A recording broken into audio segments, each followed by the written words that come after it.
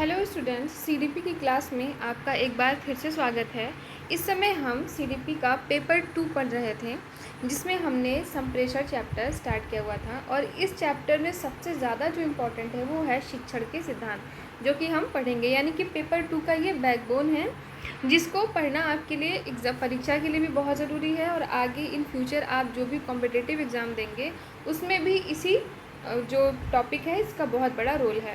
तो देखिए, शिक्षण सिद्धांत क्या होते हैं। यानी कि अगर सीडीपी की बात करें तो सीडीपी क्या है? Child development and pedagogy. यानी कि बच्चे का जो बालक है उसके विकास के बारे में आप पढ़ते हो, प्लस आप शिक्षण शास्त्र के बारे में पढ़ते हो। यानी कि बच्चे को पढ़ाना कैसे है, कौन सी वो साइंटिफिक या साइकोलॉजिकल विधियां हैं जिनका आप यूज़ करके अपना जो शिक्षण कार्य है उसको आसान भी बना सकते हो, प्रभावी भी बना सकते हो। तो उसी के बारे में हम देखेंगे। तो सबसे पहले अर्थ और परिभाषा देख लेते हैं। तो अर्थ आप सबको पता होगा, शिक्षण क्या है? शिक्षा का कार्य करना, यानी शिक्षा देना ही क्या है? शिक्षण है। अब इस बारे में अलग अलग जो डेफिनेशंस दी गई हैं उसमें से हम कुछ इंपॉर्टेंट देख लेंगे। जैसे कि ब्रूनर के शब्दों में शिक्षण सिद्धांत उपचारात्मक होता है। यानी कि जो पढ़ाने के जो सिद्धांत वो कैसे होते हैं? उपचारात्मक होते हैं। उपचार का मतलब क्या होता है? इलाज करना। ठीक है, जैसे कोई बच्चा है, अब पहले क्या होता था या मोस्टली क्या होता है कि बच्चे को नहीं कुछ समझ में आ रहा है तो टीचर क्या करने लगते हैं? मारने लगते हैं, डांटने लगते हैं, या उनको डराने लगते हैं कि बच्चा डर के सीख जाए। लेकिन बच्चा डर के क्या करता है? या तो पढ़ाई छोड़ देता है या फिर चीज़ों को केवल रट लेता है, और दोनों ही चीज़ें क्या हैं? गलत हैं।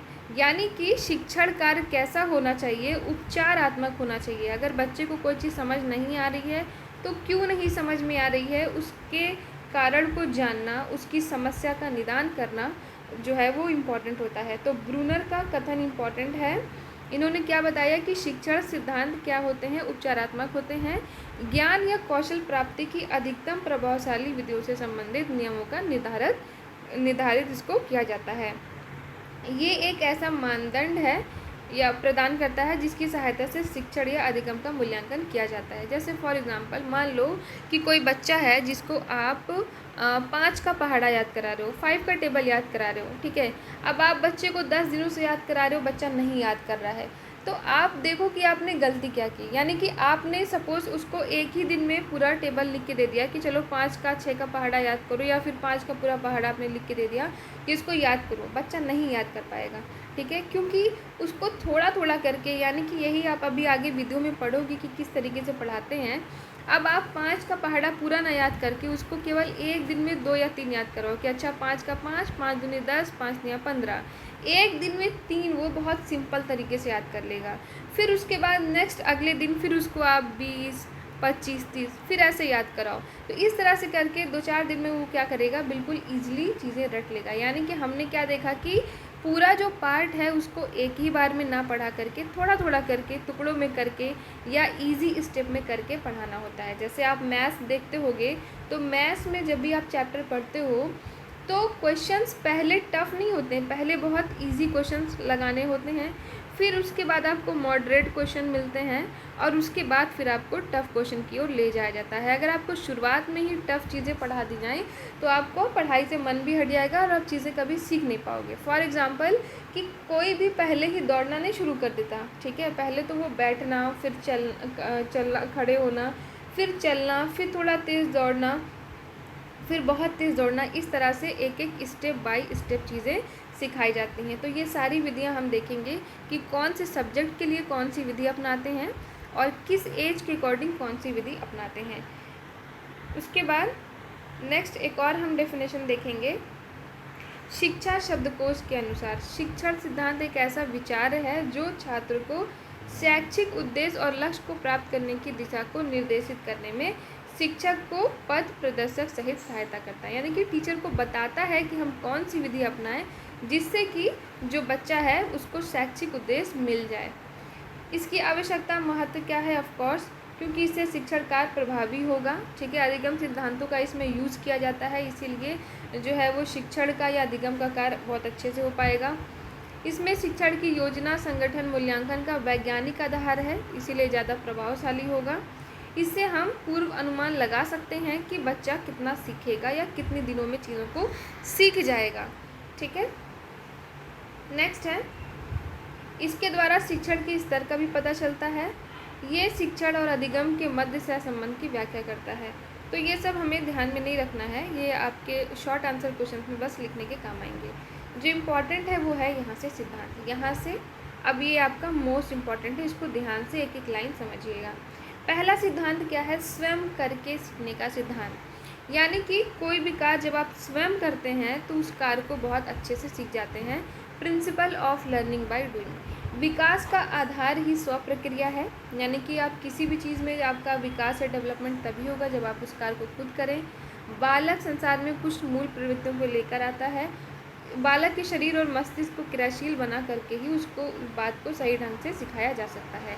फ्रोबेल का कथन है कि अपनी प्रेरणाओं और भावनाओं को पूरा करने के लिए बालक स्वयं अपने मन से सक्रिय होकर कार्य करता है। स्वक्रिया के सिद्धांत का स्पष्टीकरण करते हुए फ्रोबेल महोदय लिखते हैं कि पेड़ का बीज अपने संपूर्ण पेड़ का रूप धारण किए रहता है। प्रत्येक वस्तु का भावी विकास और रूप उत्पत्ति के समय ही उनमें होता है। ये कथन बहुत इंपॉर्टेंट है, ध्यान रखिएगा। यानी कि हर किसी में, हर बच्चे में, हर व्यक्ति में उसकी जो क्षमता होती है वो निहित होता है। ठीक इसी प्रकार से जैसे कि एक बीज है छोटा सा, तो उस बीज में क्षमता निहित है कि वो आगे चल के कौन सा पेड़ बनेगा। बस आप उसको उसी के अकॉर्डिंग, जो उसको पानी चाहिए, उसको जो सनलाइट चाहिए, वो सारी चीज़ें प्रोवाइड कराएंगे तो समय के हिसाब से वो जो भी उसके अंदर क्षमता होगी वो पेड़ या पौधा बन जाएगा। तो उसी तरह से इसमें कहा गया है कि हर बालक में जो क्षमता होती है वो निहित होती है, बस वो बाहर कैसे निकलेगी उसके लिए उसको उससे रिलेटेड कुछ टास्क देना होता है जिससे कि वो स्वयं करके चीज़ों को सीखता है। यही कारण है कि जब बच्चों को पहले पढ़ाया जाता है, सिखाया जाता है, फिर उसके बाद पाठ पूरा होने के बाद एक्सरसाइज लगवाई जाती है। ठीक है, इसमें हम शुरू में कुछ हेल्प करते हैं, यानी कि कुछ क्वेश्चंस हम बताते हैं और कुछ बच्चे को होमवर्क देते हैं। होमवर्क देने का क्या कारण है? होमवर्क देने का यही कारण है कि बच्चा उस चीज़ों को खुद करे। ठीक है, प्राइमरी गोल क्या है कि उन चीज़ों को बच्चा खुद करे, क्योंकि जब बच्चा खुद करेगा, यानी कि अगर बच्चा अपना होमवर्क खुद से कंप्लीट कर लिया, इट मीन्स व्हाट कि अब वो उस पार्ट को भली भांति सीख चुका है। तो पहला जो सिद्धांत है वो है स्वयं करके सीखना। दूसरा है प्रेरणा का सिद्धांत। अब आपने बच्चे को होमवर्क दिया, बच्चा क्वेश्चंस नहीं अटेम्प्ट कर पाया, या सपोज़ आपने उसको 5 क्वेश्चन दिए, उसमें से उसने 2 ही क्वेश्चन कर पाए हैं, तो ऐसे में आपको क्या करना होता है? उसको प्रोत्साहित करना होता है, उसकी समस्या को दूर करते हुए। इसी तरह से बच्चे ने अगर अच्छा कार्य किया है या होमवर्क अच्छे से कंप्लीट किया है, साफ़ सुथरा लिखा है, सही आंसर, सही सोल्यूशन किए हैं, तो हम उनको गुड या वेरी गुड ये सारी चीज़ें क्या करते हैं? देते हैं। किस लिए? कि जिससे बच्चा प्रेरित हो और आगे और ज़्यादा उस कार्य को करने के लिए अपना मन बना के रखे, क्योंकि प्रेरणा का सिद्धांत इसमें प्रभावी होता है। तो व्यक्ति की जो आंतरिक शक्ति होती है जिसमें वो किसी कार्य को करने के लिए क्या होता है? एक्साइटेड होता है, वही प्रेरणा कहलाती है। प्रेरित हो जाने पे बालक स्वयं क्रियाशील हो जाता है, यानी प्रेरणा के सिद्धांत में क्रियाशीलता का सिद्धांत निहित है। जब हम किसी कार्य को करना चाहते हैं तो फिर हम उस कार्य को कर ही लेते हैं। तो बच्चा कार्य करना कब चाहेगा? जब 2 चीज़ें होती हैं, या तो हम उसको डरा कर काम कराते हैं या फिर हम उसे प्रोत्साहित करते हैं। तो डराना नेगेटिव सेंस में है, यानी कि उससे बच्चा डर की चीज़ें रट तो लेगा, लेकिन सीखने के लिए वो मानसिक रूप से क्रियाशील होना चाहिए। इसीलिए प्रेरणा का सिद्धांत बहुत ही प्रभावी। अब प्रेरणा के देखिए 2 तरीके हैं, शाब्दिक है और अशाब्दिक। शाब्दिक में जैसे आपने बच्चे को गुड, वेरी गुड बोल दिया, शाबाश, अच्छा, उत्तम। और अशाब्दिक में क्या है? आपने उसको कुछ प्राइज़ दे दिया या फिर उसको पनिशमेंट दे दिया। ठीक है, तो ये 2 तरीके हैं प्रेरणा के। नेक्स्ट है रुचि का सिद्धांत। देखिए सारे एक दूसरे से रिलेटेड हैं, यानी जब आपको किसी काम में रुचि होगी तो आप उस काम को करने के लिए प्रेरित होंगे। जब आप प्रेरित होंगे तो उस काम को आप स्वयं करेंगे, यानी सारे एक दूसरे से इंटर रिलेटेड हैं। तो तीसरा क्या है? रुचि का सिद्धांत। ठीक है, अधिगम के सिद्धांत में भी हमने क्या पढ़ा था? अधिगम यानी लर्निंग के सिद्धांत में भी हम ये सारी चीज़ें एक बार पढ़ चुके हैं। यानी कि जब आप किसी, जिसमें हमने पढ़ा था तत्परता का सिद्धांत। आप जब किसी कार्य को करने के लिए तत्पर होते हैं तो उस चीज़ों को आप अच्छे से कर पाते हैं। आप तत्पर हो रहे हैं, इसका मतलब आपकी उसमें रुचि है, या फिर अगर आपकी रुचि है तो आप उस कार्य को करने के लिए तैयार हो ही जाएंगे। तो रुचि का सिद्धांत क्या कहता है कि बालक में किसी भी पाठ के प्रति रुचि उत्पन्न करनी होती है। यही कारण है कि जो छोटे बच्चे होते हैं उनकी किताबें बहुत ही ज़्यादा कलरफुल होती हैं, उसमें कार्टून्स बने होते हैं, डायग्राम्स बहुत सारे बने होते हैं, क्योंकि बच्चा क्या करे उस चीज़ के लिए एक्साइटमेंट हो, उसके लिए रुचि उत्पन्न हो। जैसे कि छोटे क्लास के बच्चे को अगर एडिशन सिखाना होता है तो हम सीधे सीधे एडिशन नहीं सिखाते हैं, कुछ इस तरह से बॉल्स के डायग्राम बने होंगे, ठीक है, टॉफ़ियाँ बनी होती हैं या कुछ ना कुछ ऐसा जिससे कि बच्चे को उसमें इंटरेस्ट डेवलप हो, और फिर उसे उन चीज़ों को काउंट करना होता है। नाव बन सकती है, इस तरह के कुछ डायग्राम्स बता करके, जिससे कि बालक में रुचि उत्पन्न हो। जब बड़े हो जाते हैं तो ये करने की ज़रूरत नहीं पड़ती, क्योंकि आपकी प्रेरणा का स्रोत क्या बन जाता है, करियर। यानी कि आप स्वयं प्रेरित हो जाते हैं कि आपको जॉब चाहिए तो आपको पढ़ना ही पढ़ना है। लेकिन छोटे बच्चों को हम जॉब का तो हम नहीं कह सकते हैं, तो हम उन्हें क्या करते हैं, उन्हें शाबाशी देते हैं, क्योंकि छोटे बच्चों में अच्छे बनने की जो इच्छा होती है बालकों में बहुत ज़्यादा होती है, कि वो चाहते हैं कि वो अच्छे बच्चे बने। तो नेक्स्ट है क्रियाशीलता का सिद्धांत, अगेन सेम रिलेटेड है, यानी करके सीखना। जब आप किसी कार्य को में इंटरेस्ट लेते हैं, किसी कार्य में आप प्रेरित रहते हैं, तो आप क्रियाशील बने रहते हैं। जब क्रियाशील बने रहेंगे तो हमने अधिगम में पढ़ा था कि जैसे तत्परता का था, उसी में क्या था, अभ्यास का सिद्धांत था, यानी कि आप किसी कार्य को बार बार करते हैं तो वो चीज़ें आप अच्छे से सीख जाते हैं। तो क्रियाशीलता का सिद्धांत क्या कहता है कि हमें चीज़ों को ज़्यादा से ज़्यादा प्रैक्टिस करानी चाहिए। इसीलिए एक बार एनुअल एग्ज़ाम तो होता ही है, साथ में हाफ ईयरली भी ले लेते हैं, अब तो क्वार्टरली का भी नियम बन गया है। इसके अलावा मंथली टेस्ट लेना बच्चों का, मंथली टेस्ट, वीकली टेस्ट, ठीक है, ये सारी चीज़ें क्यों बनाई गई हैं, ताकि बच्चा पूरे टाइम क्रियाशील रहे। छुट्टी भी होती है तो हम उसको वैकेशन के लिए भी होमवर्क दे देते हैं, जिससे कि बच्चा क्रियाशील बना रहे। तो इन सब से पार्ट को आसानी से सीखा जाता है, आत्मविश्वास बढ़ता है, व्यवहार में भी चेंजेस आ जाते हैं, क्योंकि सीखने का मतलब ही होता है क्या, व्यवहार में यानी बिहेवियर में चेंज आना। और क्रिया द्वारा सीखना स्थायी होता है, इस बात को ध्यान रखेंगे। अगर पूछ ले कि कौन सा सीखना स्थायी है यानी परमानेंट है, जो भूलता नहीं है, तो वो है क्रिया द्वारा सीखना। जैसे फॉर एग्जांपल कि आपने बचपन में चलना सीखा, तो अब आप चलना भूल थोड़ी गए। हो सकता है आप पढ़ी हुई चीज़ें एक बार को भूल जाएं, लेकिन जो चीज़ें आपने कर ली हैं, अब जैसे किसी को कुकिंग आती है तो ऐसा थोड़ी है कि वो अगर 4 साल खाना ना बनाए तो खाना बनाना भूल जाएगा, नहीं ना। आपने बातचीत करना, आपने जो अपनी भाषा सीखी है, तो ऐसा नहीं है कि अगर आप कुछ दिन कुछ महीने ना बोले तो आप भूल जाएंगे। लेकिन पढ़ाई वाली जो चीज़ें होती हैं वो कुछ दिनों में भूलने लगती हैं, क्योंकि क्रिया द्वारा अगर वो चीज़ें सिखाई जाएँ हमें, तो फिर हम नहीं भूलते हैं। जैसे ABCD बच्चे क्या करते हैं, नर्सरी में, KG में उनको गा गा करके सिखाया जाता है, तो पूरे इंटरेस्ट के साथ गा करके सीखते हैं, तो फिर बच्चे ABCD इतना नहीं भूलते हैं जितना कि हिंदी वर्णमाला यानी का गा गा भूल जाते हैं। नेक्स्ट है निश्चित उद्देश्य का सिद्धांत। उद्देश्य स्पष्ट होना चाहिए कि क्या सीखना है, कितना सीखना है। नियोजन का सिद्धांत यानी प्रॉपर प्लानिंग होनी चाहिए। यही कारण है कि टाइम टेबल बना करके स्कूलों में भी पढ़ाया जाता है, और जो बच्चे टाइम टेबल बनाकर खुद घर पे भी पढ़ते हैं वो उनके लिए बेस्ट होता है। नेक्स्ट है चुनाव का सिद्धांत, यानी कि क्या पढ़ना है, कौन सी किताब पढ़ना है। जैसे मैं आपको पहले भी एग्जांपल दे चुकी हूँ कि 10 किताबों को एक बार पढ़ने से अच्छा है एक ही कोई सिलेक्टेड किताब 10 बार पढ़ लीजिए, ठीक है। तो आप जो चीज़ें पढ़ रहे हैं उसका चुनाव करना भी बहुत इम्पॉर्टेंट है कि क्या चीज़ हमारे लिए रेलिवेंट है, हमें क्या पढ़ना है, कितना पढ़ना है, ठीक है, क्योंकि टाइम तो लिमिटेड है। नेक्स्ट है व्यक्तिगत भिन्नता का सिद्धांत, यानी कि हमारी जो पर्सनैलिटी है उसके अकॉर्डिंग भी चेंजेस होते हैं, जो रेट होता है सीखने का। तो उन बातों को ध्यान में रखते हुए, यानी कि जो बालक है उसका चारित्रिक गुण क्या है, उसका बुद्धि का स्तर क्या है, यानी कि उसका कितना मेंटल लेवल है, उसका IQ लेवल कितना है, EQ लेवल कितना है, इन सारी बातों को ध्यान में रखते हुए हमें बच्चे को सिखाना चाहिए। अब कोई बच्चा जो कि इतना शार्प माइंडेड नहीं है, हम उसको एक दिन में 2-4 पेज नहीं सिखा सकते। वहीं कोई बच्चा जो ब्रिलियंट है, फिर अगर हम उसको कम चीज़ें सिखा रहे हैं या उसको कम होमवर्क दे रहे हैं, कम टास्क दे रहे हैं, तो उससे भी उसका नुकसान होगा, क्योंकि उसमें पोटेंशियल है, तो हमें उसे चीज़ें ज़्यादा बतानी चाहिए। वरना फिर उसका माइंड भी क्या करेगा, ऐसा बच्चा फिर आपको भी परेशान करेगा, क्योंकि वो कहीं ना कहीं जो चीज़ें आप पढ़ा रहे होंगे उसको पहले से आ रही होंगी। तो मेंटल लेवल के अकॉर्डिंग, पर्सनालिटी डिफरेंस के अकॉर्डिंग बच्चों को सिखाना होता है। नेक्स्ट है प्रिंसिपल ऑफ डेमोक्रेटिक बिहेवियर यानी लोकतंत्री व्यवहार का सिद्धांत, यानी कि इसका उद्देश्य क्या है, समानता और सहभागिता। ऐसा ना हो कि जो बच्चा तेज़ है बस उसी को पढ़ाए जा रहे हैं और कमज़ोर बच्चे को छोड़ दें, नहीं, सबको लेकर चलना होता है। यानी सबका साथ सबका विकास की बात शिक्षण कार्य में भी होती है। जीवन से संबंध स्थापित करने का सिद्धांत, यानी कि जो चीज़ें आप सिखा रहे हो अगर वो लाइफ से रिलेटेड नहीं है तो बच्चे में अपने आप ही इंटरेस्ट डेवलप नहीं होगा, वो सोचेगा ये चीज़ें मेरे किसी काम की नहीं आने वाली हैं।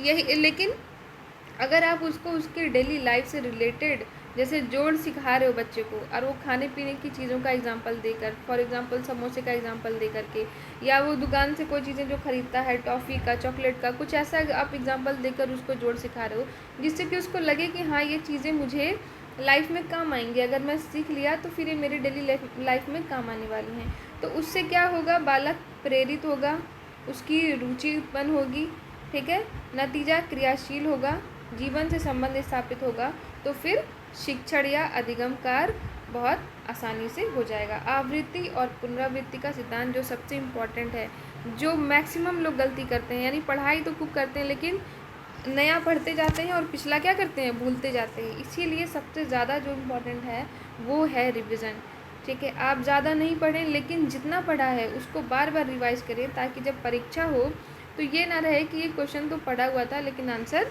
भूल गए हैं। इसीलिए पुनरावृत्ति का सिद्धांत सबसे ज़्यादा इम्पॉर्टेंट है। अब इसके तरीके कैसे हैं कि बच्चे को होमवर्क दिया जाए, यानी जो क्लास में पढ़ा है उसका रिवीजन वो घर पे करेगा, फिर मंथली उसका टेस्ट लिया जाए, ठीक है, वीकली टेस्ट भी ले सकते हैं कि पूरे सप्ताह का, पूरे महीने में जो जो पढ़ा है उन सब का प्रॉपर रिवीजन हो।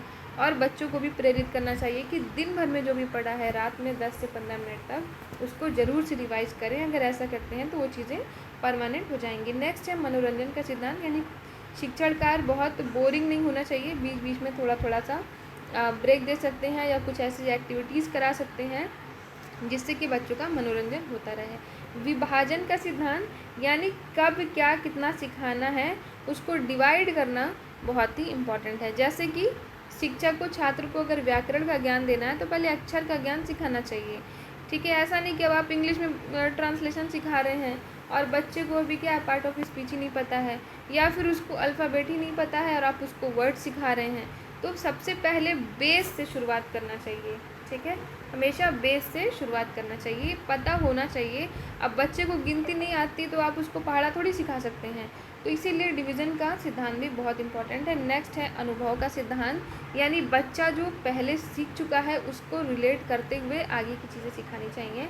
आप बुक में भी देखते हैं कि जो चैप्टर होते हैं, जैसे मैंने आपको CTP पेपर 1 में बताया था कि अधिगम पढ़ने के लिए ही आप शुरू के चैप्टर पढ़ रहे हैं, यानी कि आगे के जो पार्ट होते हैं वो पिछले वाले से रिलेटेड होते हैं, ठीक है। जैसे कि अगर बच्चे को जोड़ सिखाना है तो जोड़ से पहले वाले जो पार्ट होंगे उसमें गिनती अवश्य होगी, यानी कि पहले गिनती सीखेगा, अब उस जो उसने नंबर्स पहचानना सीख लिया है अब उनका यूज़ करते हुए फिर वो जोड़ करेगा। तो इस तरह से रिलेटेड चैप्टर्स होने चाहिए। मानसिक रूप से बच्चा तैयार होना चाहिए। स्वतंत्रता का सिद्धांत भी होना चाहिए, यानी कि बिल्कुल दबाव नहीं डालना चाहिए बच्चे पर, शिक्षण कार्य दमनकारी नहीं होना चाहिए बिल्कुल भी, ये इंपॉर्टेंट है, ध्यान रखेंगे। ये बच्चा खुशी से चीज़ें सीखे, इस तरह का वातावरण स्थापित करना चाहिए। नेक्स्ट है सह संबंध का सिद्धांत, यानी किसी भी विषय का शिक्षण करते समय उसका संबंध अन्य विषय के साथ भी होना चाहिए, जैसे कि कला, विज्ञान, समाज विज्ञान आदि से संबंध है। यानी एक चीज़ जो आप सीखते हो, जैसे आपने फॉर एग्ज़ाम्पल आपने हिंदी जो पढ़ा है तो अब हिंदी से रिलेटेड आप सामाजिक विज्ञान पढ़ रहे हो तो उसमें भी आप हिंदी के ही तो शब्द पढ़ रहे हो, या अगर आप इंग्लिश में पढ़ रहे हो तो इंग्लिश से रिलेटेड अगर आप इंग्लिश मीडियम के हो तो उससे आप रिलेट कर पाओगे। इसी तरह से जो आपने मैथ्स में जोड़ घटाना किया हो उसको आप फॉर एग्ज़ाम्पल कुकिंग में आपने यूज़ कर लिया। तो जो भी आप चीज़ें पढ़ रहे हो सब एक दूसरे से रिलेटेड होनी चाहिए, ये इम्पॉर्टेंट है। अब नेक्स्ट क्लास में हम शिक्षण सूत्र यानी मैक्सिम ऑफ टीचिंग पढ़ेंगे, जो कि इसी से रिलेटेड है, मोस्ट इम्पॉर्टेंट है। आज जितना पढ़ा है उसको ज़रूर से रिवाइज़ कर लीजिएगा क्योंकि ये बहुत ही ज़्यादा आपके CDP जो पेपर 2 है उसके लिए ये चैप्टर स्पेशली शिक्षण के जितने भी सिद्धांत हैं, सूत्र हैं, ये बहुत ही ज़्यादा इम्पॉर्टेंट हैं। तो वीडियो को बहुत अच्छे से देखिएगा और रिलेटेड सीरीज़ ज़रूर लगाइएगा। मैंने आपको कुछ क्वेश्चंस दिए थे सॉल्व करने के लिए, अपनी प्रैक्टिस करने के लिए, पेपर 1 से देखने के लिए कि आपकी तैयारी कितनी है। तो आई होप कि आपकी तैयारी अच्छी होगी। तो इतना रिवाइज़ कर लीजिए, नेक्स्ट फिर मिलते हैं अगली कक्षा में। आज के लिए इतना ही।